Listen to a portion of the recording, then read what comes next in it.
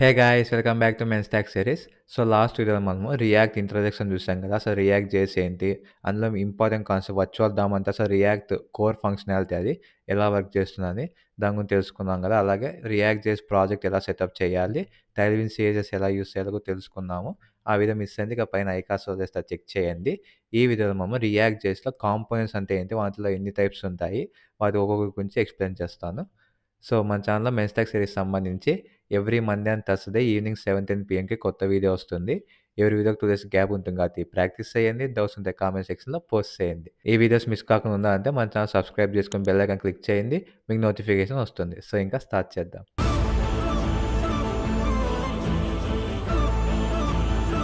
So guys last వీడియోలో మీకు ఇక్కడ ఒక కోడ్ ఉంటదనమాట. ఓకేనా, ఈ కోడ్ అంతా తీసేసాం మనము. ఇప్పుడు ఇక్కడ నుంచి ఇక్కడ ఈ div అని ఉంది కదా, ఇక్కడ నుంచి అంతా తీసేసేయండి. నెక్స్ట్ ఈ కౌంట్ అనేది కూడా తీసేయండి. పైన 3 ఓకేనా, తీసి సేవ్ చేద్దాము. సేవ్ చేస్తే మీకు అవుట్పుట్ ఏ విధంగా ఉందో చూద్దాము. సో మనకి అవుట్పుట్ అయితే ఎంటీ ఉంది ప్రజెంట్. క్లియరా, ఏంటంటే మనకి ఏమి ఇవ్వలేదు. ఇంకా npm run dev command last video ఎందుకు యూజ్ చేస్తే అంత నేను ఇక మీకు చూడండి, స్క్రిప్ట్స్లో dev అని ఉంది కదా. మనకి ఎలాగైతే నోట్ చేసి మనము స్టార్ట్ అని పెట్టుకొని నోడ్ మ్యాన్ అని చెప్పి ఫైల్ నేమ్ ఇస్తాం కదా. సో అదేవిధంగా ఇక స్క్రిప్ట్స్లో మనకు బై డిఫాల్ట్ రియాక్ట్ చేసి dev అని ఇచ్చింటారు. సో అందుకు మనం npm రన్ dev యూజ్ చేస్తాం. క్లియరా. నెక్స్ట్ ఇంక ఇప్పుడు కాంపోనెంట్స్ విషయానికి వస్తాం. రియాక్ట్ చేస్తే అసలు కాంపోనెంట్స్ అంటే ఏంటి, సింగిల్ లైన్ డెఫినేషన్, పెద్ద కన్ఫ్యూజ్ అవ్వాల్సిన అవసరం లేదు.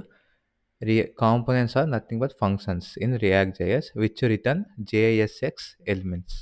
ఓకేనా, అవి ఒక ఫంక్షన్స్, అవి ఏం రిటర్న్ చేస్తాయి, జేఎస్ఎక్స్ ఎలిమెంట్స్. వాటి జేఎస్ఎక్స్ ఎలిమెంట్స్ ఫస్ట్ మీకు ఈ పదం ఈ డెఫినేషన్ అర్థం కాదు ఏంది, కాంపోనెంట్స్ ఆఫ్ ఫంక్షన్స్ అంటే ఫంక్షన్స్ తెలుసు, ఇది ఒక ఫంక్షన్. అవి ఏం రిటర్న్ చేస్తాయి అంటున్నాం, జేఎస్ఎక్స్ ఎలిమెంట్స్ రిటర్న్ చేస్తాయి అంటున్నాం. సో జేఎస్ఎక్స్ ఎలిమెంట్స్ అంటే ఏంటివంటే అవి నథింగ్ బట్ దాని ఫుల్ ఫామ్ వచ్చేసి జావా స్క్రిప్ట్ ఎక్స్ఎంఎల్ ఎలిమెంట్స్ అంటాం. ఇది మనకు సేమ్ సింటాక్స్ అంతా హెచ్టిఎంఎల్ లాగా ఉంటుంది. ఇప్పుడు h1 హాయ్ అని ఇచ్చి సేవ్ చేస్తున్నాం. ఓకేనా, చూస్తే మీకు హాయ్ అని వచ్చింది. బట్ కొన్ని డిఫరెన్స్ ఉంటుంది. మనము హెచ్టిఎంఎల్లో క్లాస్ అని యూజ్ చేస్తాం, స్టైలింగ్ యూజ్ చేసే క్లాసెస్ యాడ్ చేసేకి. దీంట్లో క్లాస్ నేమ్ అని ఉంటుంది. ఓకేనా, అట్లా కొన్ని కొన్ని చిన్న చిన్న డిఫరెన్స్ ఉంటాయి, అవి మీకు ప్రతి స్టేజ్లో అది తెలుస్తూ ఉంటుంది. ఫస్ట్ డిఫరెన్స్ అయితే ఇది, క్లాస్ అనే ప్లేస్లో మీకు క్లాస్ నేమ్, హెచ్టిఎంఎల్ అయితే క్లాస్ అని ఇస్తాయి, ఇక క్లాస్ నేమ్. ఇది నేను ఏమి ఇస్తాను అంటే ఒక టైల్విండ్ ఇద్దాము. సో మనకి ఇట్లా సజెషన్స్ చూపిస్తుంది కదా, ఇవన్నీ టైల్విండ్ క్లాసెస్ అనమాట. ఓకేనా, మీకు ఈ సజెషన్స్ చూపించాలి అంటే ఎక్స్టెన్షన్లోకి పోయి ఇక సర్చ్ చేయండి, ఏమైనా టైల్విన్ సిహెచ్ఎస్ ఇంటెలిజెన్స్ అని టైప్ చేస్తే టైల్విన్ ల్యాబ్స్ నేను ఆల్రెడీ ఇన్స్టాల్ చేసుకున్నా. మీకు ఇక్కడ ఇన్స్టాల్ అని ఒక బటన్ ఉంటుంది, నేను ఆల్రెడీ ఇన్స్టాల్ చేసిన డిజేబుల్ అని ఇన్స్టాల్ ఉంది. మీకు ఇన్స్టాల్ అని ఒక బటన్ ఉంటుంది, ఒకసారి ఇన్స్టాల్ చేసుకొని విఎస్కో క్లోజ్, ఇన్స్టాల్ అయిపోయినాక ఈ విధంగా వచ్చినాక విఎస్కో ఒకసారి క్లోజ్ చేసి మళ్ళీ ఓపెన్ చేయండి, వర్క్ అవుతుంది. ఓకేనా, సో మాకు సజెషన్స్ ఇస్తారు, ఎందుకంటే మీకు లాస్ట్ వీడియో చెప్పాను టైల్విన్ సిఎస్ఎస్లో number of pre define classes మనం యూస్ చేసుకోవచ్చు. బట్ అవి మనం అక్కడ ఆ వెబ్సైట్లో వెళ్ళి సర్చ్ చేసి వెతుక్కోవాలి. అలా కాకుండా మీకు జస్ట్ ఒక వర్డ్ గుర్తుని కూర్చోండి, నేను టెక్స్ట్ హైఫన్ ఇచ్చినా కానీ నాకు దీనికి సంబంధించి ఫాంట్ సైజ్ అన్నీ వస్తున్నాయి. ఓకేనా, టెక్స్ట్ హైఫన్ 2x అంటే ఫాంట్ సైజు 24 పిక్సెల్స్ ఉంటుంది అని, 3x అంటే 30 పిక్సెల్. ఇది టెక్స్ట్ యాంబర్ 600 అని ఉంది, అంటే టెక్స్ట్ కలర్ ఆ విధంగా ఉంటుంది అని. ఓకేనా, సో నేను టెక్స్ట్ 5xl పెట్టి సేవ్ చేస్తున్నా. చూసారా హాయ్ అని పెద్దగా వచ్చింది. సో ఈ విధంగా మనకు జేఎస్ఎక్స్ ఎలిమెంట్స్ అంటే ఏం లేదు, జస్ట్ హెచ్టిఎంఎల్ ఎలిమెంట్సే. ఏమంటే ఇవి దేంట్లో జావా స్క్రిప్ట్ ఫంక్షన్స్ కూడా యూజ్ చేయొచ్చు, అవి ఎలాగో ఫోన్ తెలుస్తుంది, బట్ అవి నథింగ్ బట్ హెచ్టిఎంఎల్ ఎలిమెంట్సే. ఫుల్ ఫామ్ చెప్పాలంటే జావా స్క్రిప్ట్ ఎక్స్ఎంఎల్ అంటాం. క్లియరా. నెక్స్ట్ దీంట్లో ఫస్ట్ చేంజ్ ఇది. ఓకే, కాంపోనెంట్స్ అంటే ఒక ఫంక్షను, అది రిటర్న్ చేసినా బాగానే ఉంది. ఇవేంటివి, ఇవేవో పెట్టినావు అంటే మనకు కాంపోనెంట్స్ 2 టైప్స్ ఉంటాయి, క్లాస్ కాంపోనెంట్స్, ఫంక్షనల్ కాంపోనెంట్స్. ఏ కాంపోనెంట్ అయినా, క్లాస్ అయినా ఫంక్షనల్ కాంపోనెంట్ అయినా మనకు ఒక్కతే జేఎస్ఎక్స్ ఎలిమెంట్ రిటర్న్ చేస్తుంది. ఓకేనా, ఇప్పుడు h1 పెట్టా, ఎర్రర్ లేకుండా రన్ అవుతుంది, రన్ అయింది. క్లియరా. ఇప్పుడు నేను మళ్ళీ కింద ఇదే h1 కాపీ చేస్తా, కాపీ చేసి పేస్ట్ చేస్తాను అనుకోండి, పెద్ద ఎర్రర్ ఏదేదో వచ్చింది, JSA must be wrapped in enclosing tag అనేది వచ్చింది. మీకు అది ఇంగ్లీష్ అర్థం కాకపోతే మీకు ఎర్రర్ కనిపిస్తుంది కదా, must be wrapped in enclosing tag, did you want a JSX fragment అని వచ్చింది.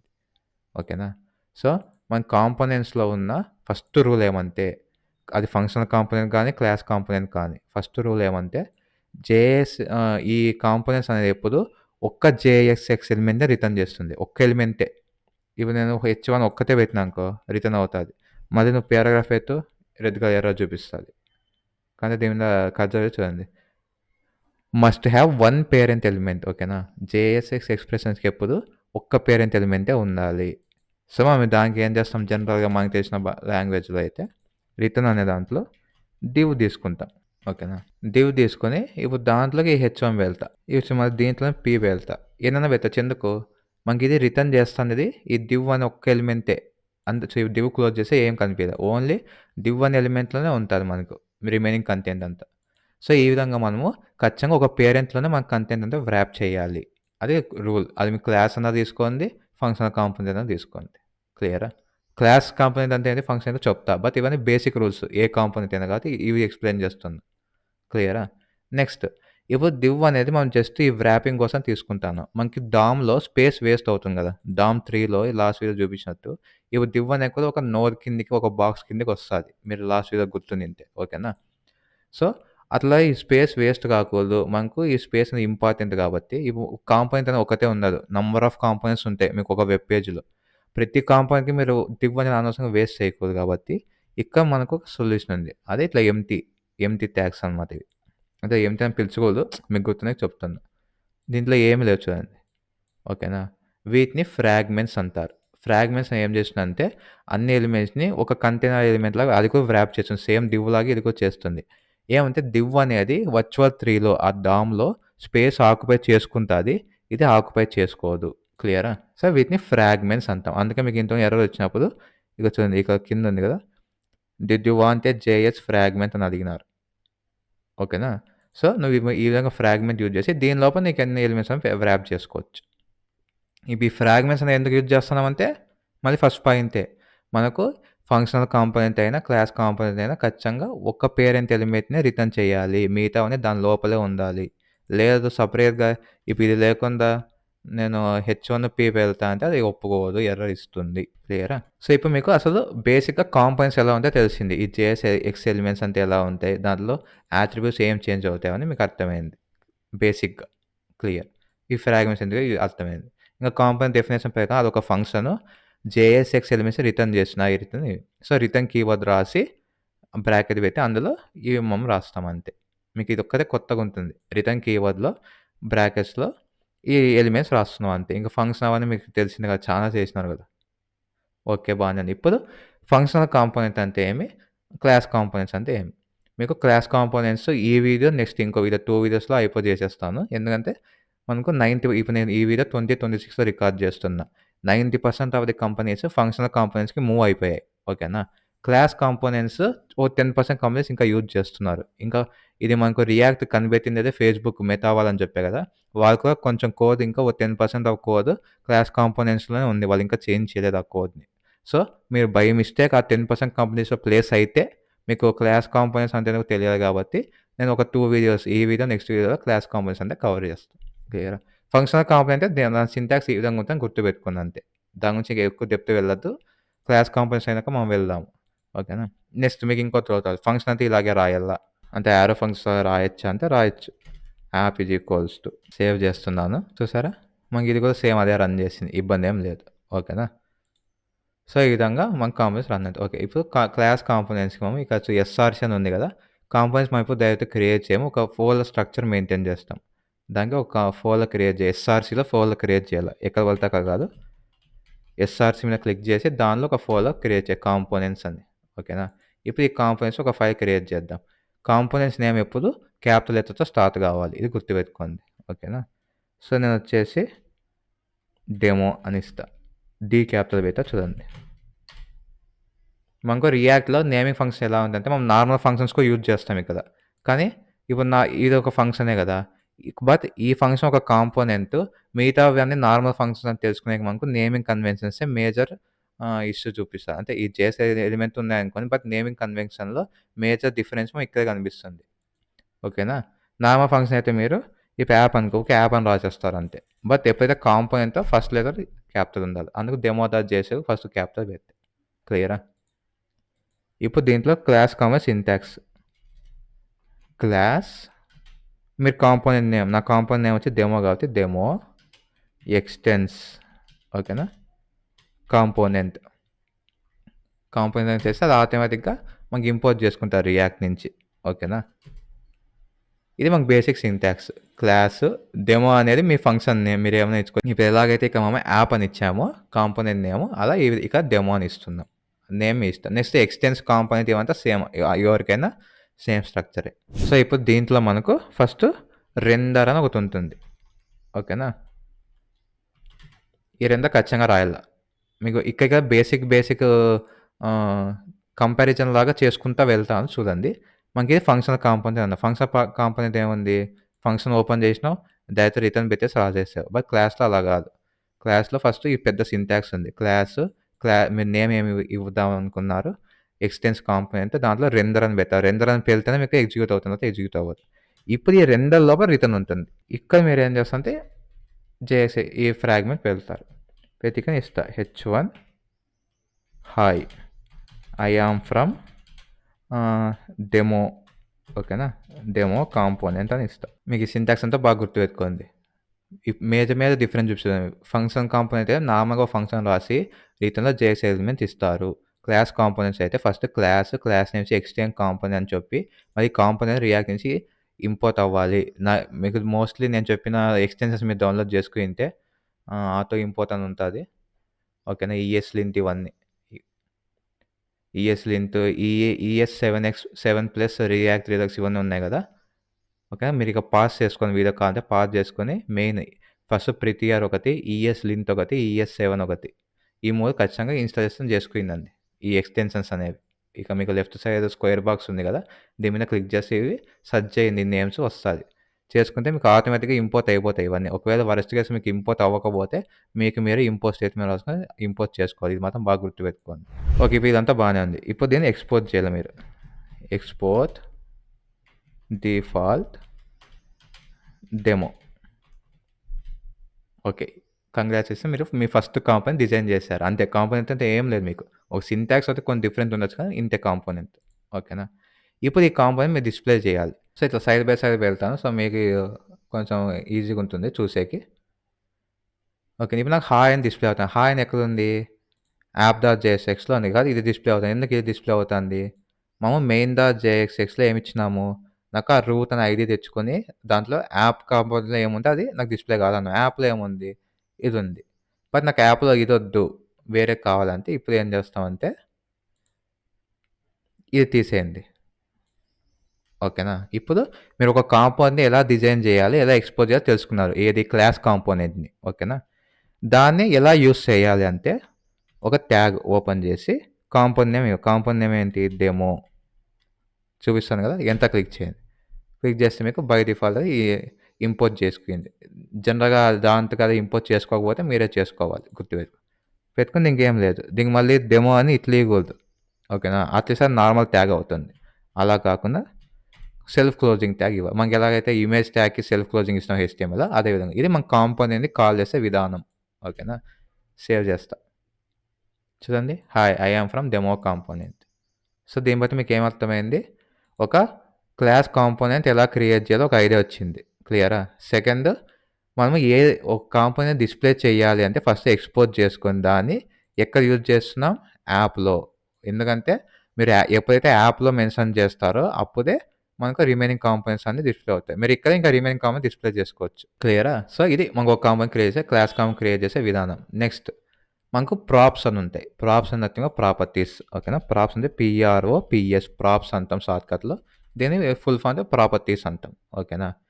ఇప్పుడు ఈ డెమో ఉంది కదా, నేను ఏం చేస్తాను అంటే ఈ డెమోలో నేమ్, ఓకేనా, ఈజ్ ఈక్వల్స్ టు కొటేషన్లో శరత్ అని ఇస్తాం. ఓకేనా? దీన్ని ప్రాప్ అంటాం. అంటే ఈ డెమో అనే కాంపోనెంట్కి మీరు ఒక ప్రాపర్టీ పంపిస్తున్నారు. ఓకేనా? ఇక్కడ మనకి ఇంటర్లింక్ ఉంటుంది, అంతా బాగుంటుంది. అంటే కొంచెం కన్ఫ్యూజ్ ఉంటుంది స్టార్టింగ్లో, మీకు అర్థమయ్యే కొద్దీ చాలా బాగుంటుంది రియాక్ట్ చేసి అనేది. మీకు నోట్ జేఎస్ అన్నీ అయిపోయాక రియాక్ట్ స్టార్ట్ చేయడానికి కారణం అదే. మీకు ఈ పాటికే చాలా నాలెడ్జ్ వచ్చింటది. ఒకవేళ అంతా బాగా అర్థం చేసుకుంటే basic JS, note JS, Java script అసలు ఎలా వర్క్ అవుతుందనేది మీకు రియాక్ట్ జేఎస్ చాలా ఈజీగా అర్థమవుతుంది. అందుకని రియాక్ట్ జేఎస్‌ని లాస్ట్‌లో పెట్టాను. ఓకేనా? సో, ఇప్పుడు చూడండి.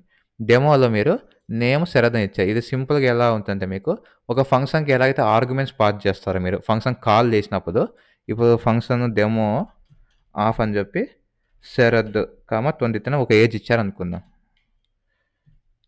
ఓకేనా? శరత్, 23 అని ఇచ్చారనుకోండి. ఇది నార్మల్‌గా ఒక ఫంక్షన్ కాల్ చేసి మీరు ఇట్లా ఆర్గ్యుమెంట్స్ ఇస్తారు కదా!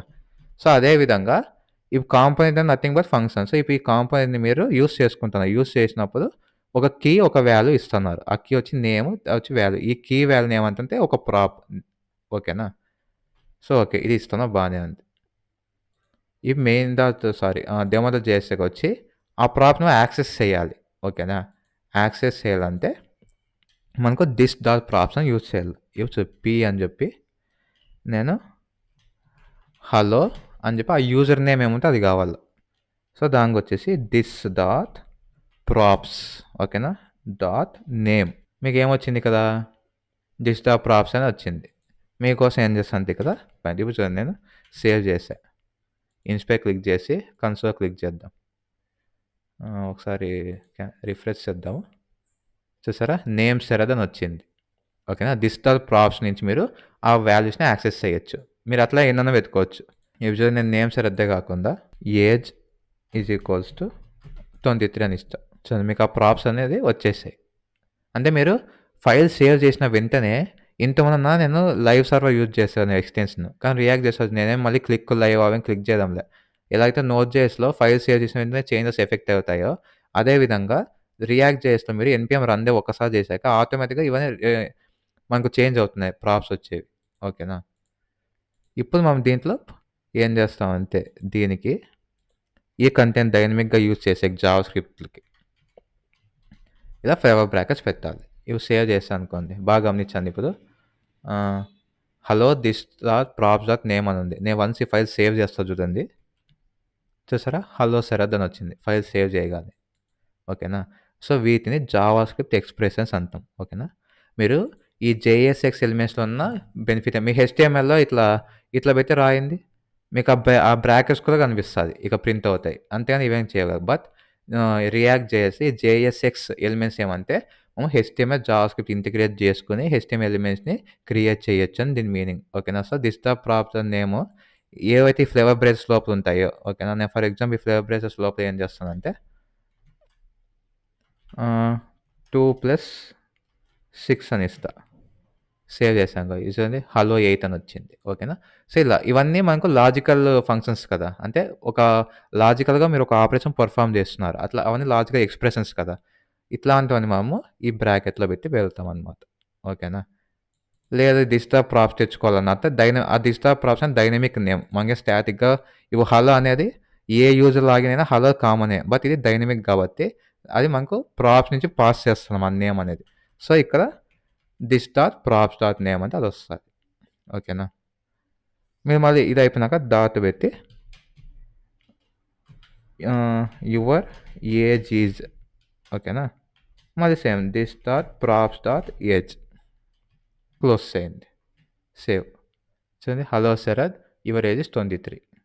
క్లియరా? ఈ విధంగా మనకు ప్రాప్స్ అనేది ప్రాప్స్ అంటే ప్రాపర్టీస్. మీరు ఒక కాంపోనెంట్ కాల్ చేసినప్పుడు ఆ కాంపోనెంట్‌లో మీకు కావాల్సిన ప్రాప్స్ పంపిస్తారు. ఇప్పుడు ఇవన్నీ తెచ్చుకోవాలా సోది అనుకుంటే మీరేం చేస్తారు? ఇక్కడే కాన్స్ట్ యూజర్ ఈజ్ ఈక్వల్స్ అని చెప్పి మీరు అక్కడ వంగిచ్చుకోండి. ఏమని? నేమ్ శరత్. ఓకేనా? ఇదేమైంది చూద్దాము. ఓకే. Use decline okay. పర్వాలేదు. నెక్స్ట్ ఏజ్ 23 అని ఇచ్చా. ఇప్పుడు నేనేమిస్తాను? User data is equals to user. Okay. ఇది ఈజ్ ఈక్వల్స్ టు కాదు. ఓకేనా? సో, మీరు మళ్ళీ ఇది గమనించండి. మీకు రెడ్ కలర్ వస్తుంది. ఓకేనా? ఎందుకంటే మనకు వాల్యూ అనేది అయితే కోయిటెడ్ ఇది మీకు చూపిస్తుంది. అయితే అదొక ఎక్స్‌ప్రెషన్ అయింది అది. JSX value should be either an expression or quoted text. Quoted అంటే అలా. ఈ కొటేషన్స్ ఇచ్చినామనుకో అది యాక్సెప్ట్ చేస్తది. లేదా నువ్వేం చేయాలా, ఇట్లా ఆబ్జెక్ట్ పంపియాలనుకుంటే ఒక ఆబ్జెక్ట్ తీసుకొని దాంట్లో యూజర్ అని పెట్టాలి. క్లియర్? అప్పుడే మనకు పోతుంది. జస్ట్ యూజర్ అని పెడితే పోదు. ఓకేనా? సేవ్ చేస్తున్నా. సేవ్ చేస్తే మనకి ఇక్కడ చూడండి ఏం రాలేదు. ఎంప్టీ వచ్చింది. ఎందుకు?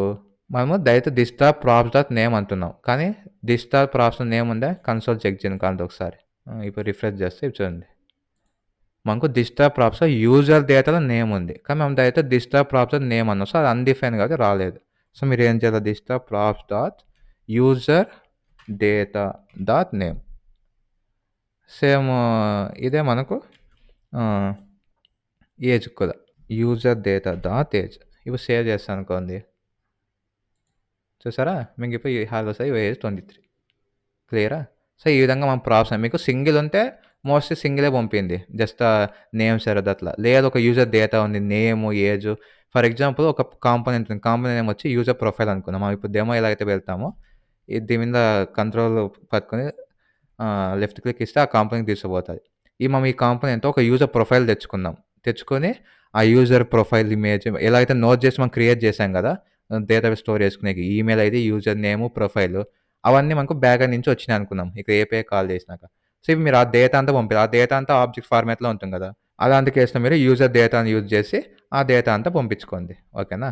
పంపించుకొని మీరు ఇక్కడ ఇంకా ఏమని ఫస్ట్ హెడ్డింగ్ వచ్చేసి ఫస్ట్ ఇమేజ్ ట్యాగ్ యూజ్ చేస్తారు. ఐఎంజీ యూజ్ చేసి ఆ image next user name H one user email paragraph అలా. ఓకేనా?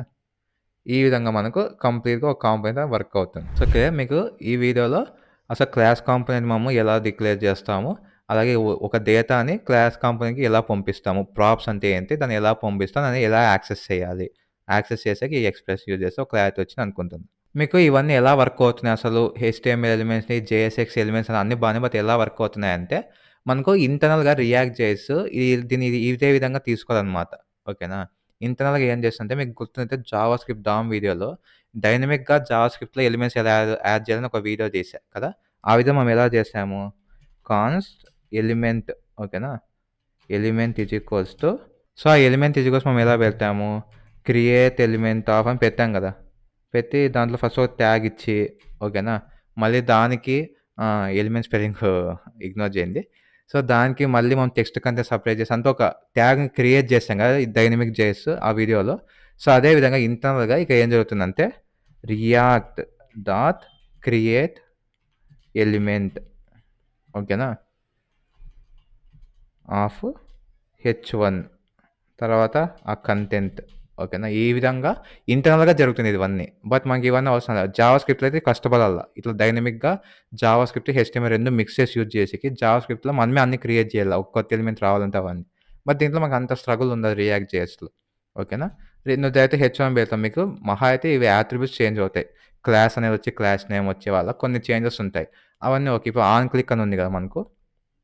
ఇది డీటెయిల్‌గా ఏమి ఎక్స్‌ప్లెయిన్ చేయను. జస్ట్ మీకు ఒక ప్రివ్యూ లాగా ఇస్తున్నాను నెక్స్ట్ వీడియోస్‌కి. ఇది మనకు ఆన్ క్లిక్ ఈవెంట్ లిజనర్ ఉంది. ఆన్ క్లిక్ అనేది. దేంట్లో జావా స్క్రిప్ట్‌లో యూజ్ చేసాం. బట్ దీంట్లో మనకు అన్ని క్యామెల్ కేస్‌లో ఉంటాయి. అంటే ఆన్ క్లిక్ అంటే సి క్యాపిటల్ ఉండాల. ఓకేనా?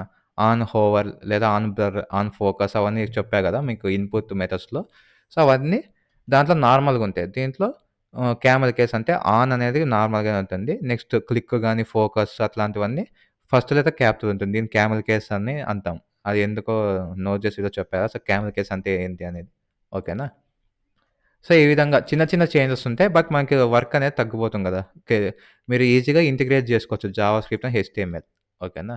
సో, అందుకు దీన్ని JSX Java script XML type elements అంటాం. సో, గైస్ ఇది ఇవాల్టి వీడియో. ఈ వీడియోలో మీకు ఫస్ట్ కాంపోనెంట్స్ అంటే బేసిక్ ఐడియా వచ్చిందనుకుంటున్నా. అలాగే డిఫరెంట్ టైప్స్ ఆఫ్ కాంపోనెంట్స్ అంటే ఏంటి? అందులో క్లాస్ కాంపోనెంట్‌లో దాన్ని ఎలా క్రియేట్ చేస్తాం? ఎలా యూజ్ చేస్తాం? దాంట్లో ప్రాప్స్ ఏంటి? వాటిని ఎలా యాక్సెస్ చేయాలి? ఒక బేసిక్ ఐడియా వచ్చిందనుకుంటున్నా. సో, నెక్స్ట్ వీడియోస్‌లో ఇదే కంటిన్యూ చేద్దాం. ఈ వీడియో మీకు ఎలా అనిపించిందో కామెంట్ చేయండి. ఎక్కడైనా డౌట్స్ ఉంటే పలానా చోట డౌట్ ఉందని చెప్పి కామెంట్ చేయండి రిప్లై ఇస్తాను.